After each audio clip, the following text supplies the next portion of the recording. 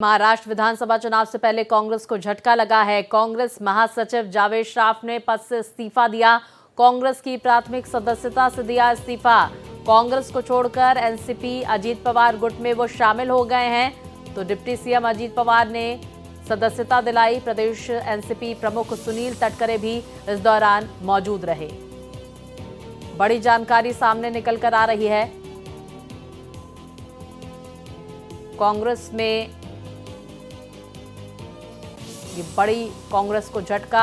महाराष्ट्र चुनावों से पहले जावेद श्रॉफ ने कांग्रेस का हाथ छोड़ एनसीपी अजीत पवार गुट का दामन थाम लिया है। वहीं देखिए, उप मुख्यमंत्री अजीत पवार ने उन्हें पद की यहां पर सदस्यता दिलाई है। विस्तार से जानकारी के साथ मेरे सहयोगी अभिषेक हमारे साथ जुड़ गए। अभिषेक, देखिए बड़ी खबर सामने निकल कर आ रही है। कांग्रेस महासचिव जावेद श्रॉफ की तरफ से कांग्रेस का हाथ छोड़ दिया गया है और अब वो एनसीपी अजीत पवार गुट में शामिल हो गए हैं। किस तरह की हलचल आप देख रहे हैं कांग्रेस खेमे में, साथ ही महाराष्ट्र की राजनीति से जुड़ी हुई इस वक्त की अपडेट क्या? देखिए, इस समय की अपडेट की अगर बात करें तो अब से कुछ देर में महाराष्ट्र के मुख्यमंत्री एकनाथ शिंदे, उप मुख्यमंत्री देवेंद्र फडणवीस और उप मुख्यमंत्री अजीत पवार एक संयुक्त प्रेस कॉन्फ्रेंस करने वाले हैं। मैं उस स्थान पर खड़ा हूं जहां पर कुछ देर में यहां मीडिया को संबोधित करेंगे। उसमें 2.5 साल में राज्य सरकार ने क्या क्या प्रमुख फैसले लिए, किन किन चीज़ों को लेकर राज्य सरकार ने काम किया, वो अपना 2.5 साल का लेखा जोखा महाराष्ट्र की जनता के सामने रखेंगे।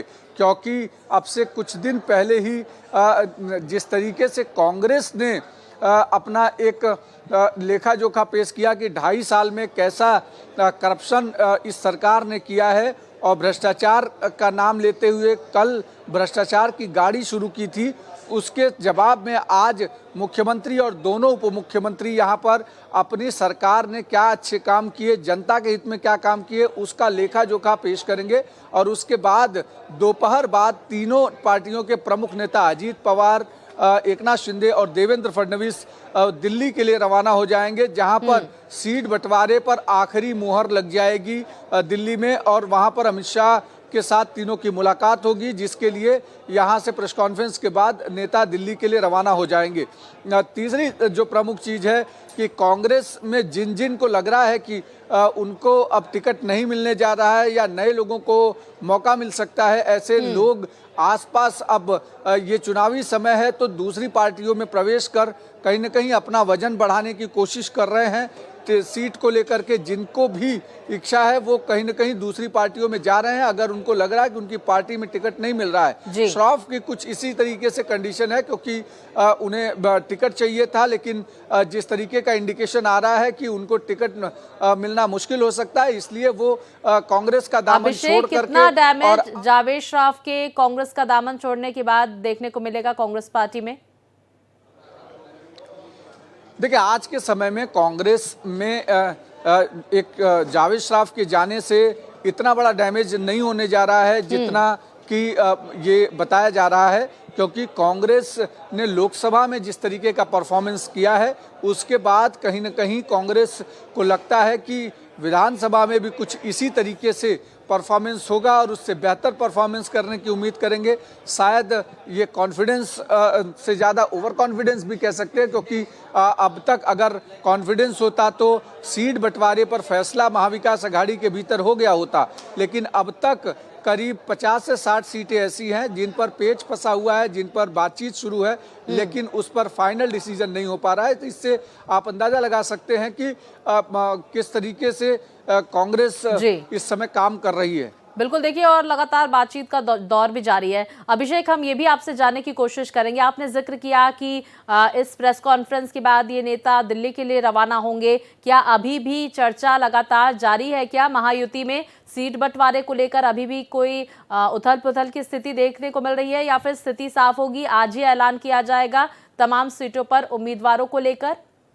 और कितनी सीटों पर यहाँ पर बीजेपी, कितनी सीटों पर एकनाथ शिंदे की शिवसेना और कितनी सीटों पर अजीत पवार गुट की एनसीपी चुनाव लड़ने वाली है, इसको लेकर क्या आज ही ऐलान होगा? इसको लेकर कोई अपडेट आ रही है आपके पास? देखिए महायुति में अगर कहें तो सीट बंटवारे की स्थिति करीब करीब साफ हो गई है।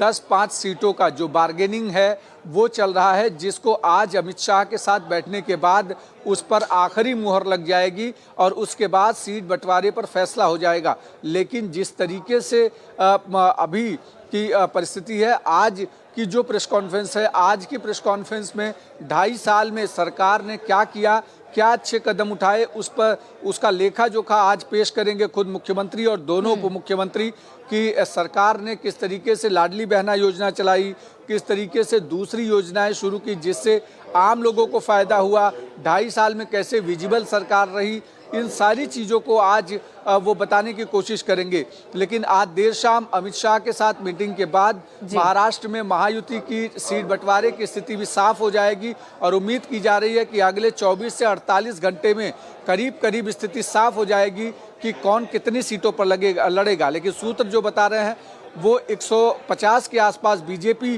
की डिमांड है कि 150 से 160 के आसपास बीजेपी को सीट मिले। 80 से 85 के आसपास उम्मीद की जा रही है कि वो सीट मिलेगी। वो 80 से 85 सीट शिवसेना शिंदे ग्रुप को मिल सकती है और 50 से 55 सीट अजीत पवार को मिल सकती है।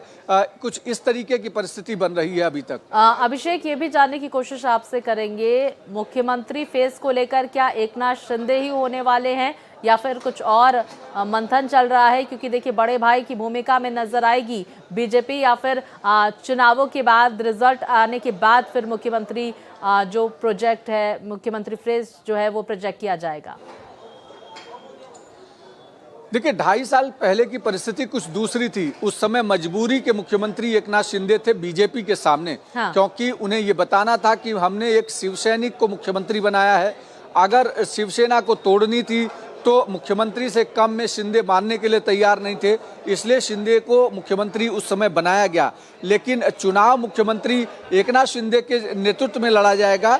लेकिन चुनाव के बाद अगर नतीजे ऐसे आते हैं कि फिर से महायुति की सरकार बनने जैसी कंडीशन में आती है तो उस समय में फिर बीजेपी का पार्लियामेंट्री बोर्ड तय करेगा कि बीजेपी अगर ज़्यादा सीटों पर आती है तो उसका मुख्यमंत्री कौन बनेगा, या फिर एकनाथ शिंदे ऐसी परिस्थिति में आते हैं कि फिर से वो उनके बिना सरकार नहीं बन सकती तो वो तय करेंगे, या फिर अजीत पवार को मौका मिल सकता है। क्योंकि अजीत पवार लगातार ये कहते हुए आ रहे हैं कि उन्हें 2 से 3 बार इस तरीके के मौके सामने आए, लेकिन शरद पवार ने उन्हें मुख्यमंत्री नहीं बनने दिया और मुख्यमंत्री न बनने लेकिन अभिषेक, क्या लगता है लोकसभा चुनावों की परफॉर्मेंस भी देखी जाएगी क्या?